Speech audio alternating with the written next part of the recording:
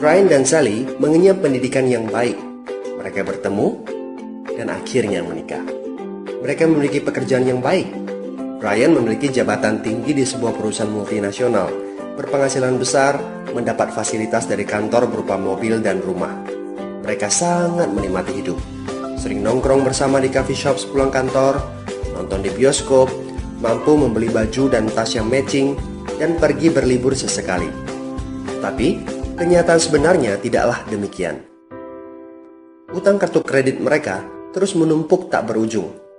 Setiap akhir bulan merasa kehabisan uang.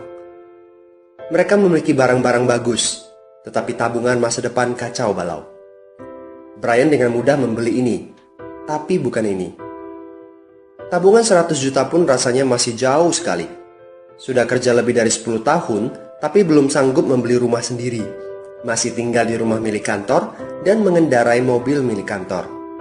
Tanpa disadari, keluarga ini menggali lubang kemiskinan. Keuangan mereka hanya cukup untuk membiayai kehidupan keluarga saat ini. Mereka harus terus bekerja untuk menghasilkan uang. Pertanyaan yang paling ditakutkan adalah bagaimana jika mereka sudah tua, kemampuan bekerja sudah menurun, atau salah satu anggota keluarga terdiagnosa penyakit serius yang membutuhkan biaya yang sangat besar.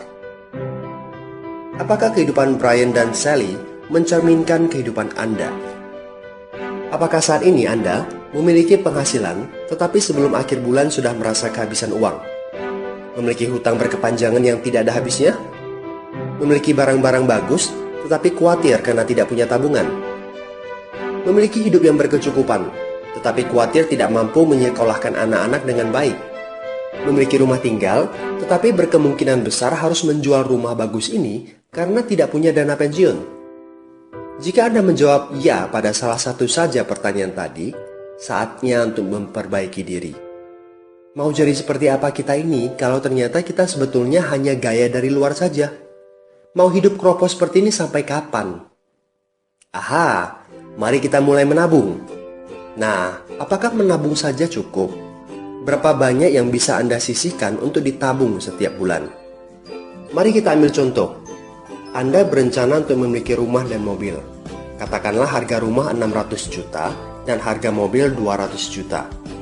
Jika Anda mampu menabung 5 juta per bulan, Anda membutuhkan 13 tahun untuk mendapatkan angka 800 juta. Masalahnya, inflasi membuat harga rumah dan mobil melambung tinggi. 800 juta akan menjadi 2,7 miliar 13 tahun kemudian, jika kita asumsikan rata-rata kenaikan barang 10% per tahun.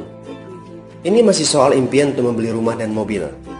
Padahal, masih banyak kebutuhan lain yang perlu dipersiapkan jika ingin hidup lebih baik. Bagaimana dengan persiapan dana hari tua? Agar di saat tua dan tidak sanggup bekerja lagi, Anda punya tabungan yang cukup untuk kebutuhan sehari-hari. Asuransi untuk keluarga? Dana pendidikan untuk anak-anak?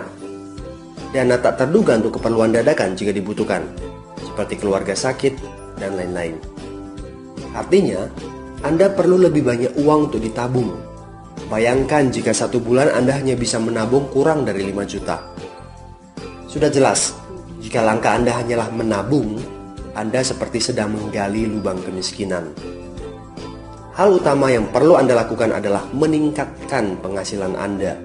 Anda mungkin bertanya bagaimana saya bisa melakukan itu dengan segala kesibukan yang saya miliki sekarang.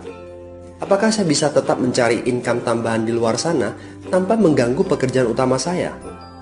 Seandainya bisa, apa yang bisa saya kerjakan saat ini?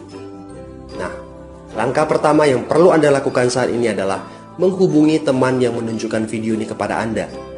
Dia punya akses untuk jawaban dari pertanyaan Anda. Informasi, itu yang Anda butuhkan saat ini.